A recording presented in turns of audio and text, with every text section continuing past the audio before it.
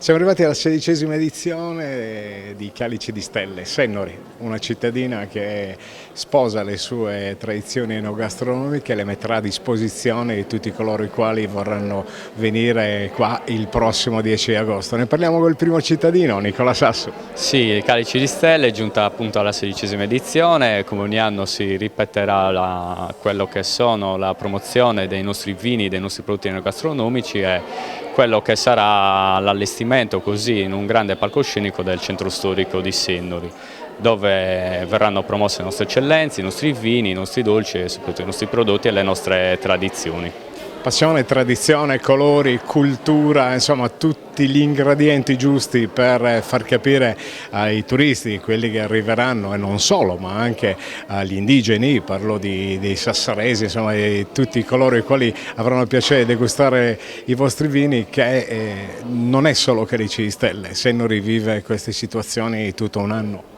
Sì, è una manifestazione appunto che sposa anche la cultura, la tradizione. Avremo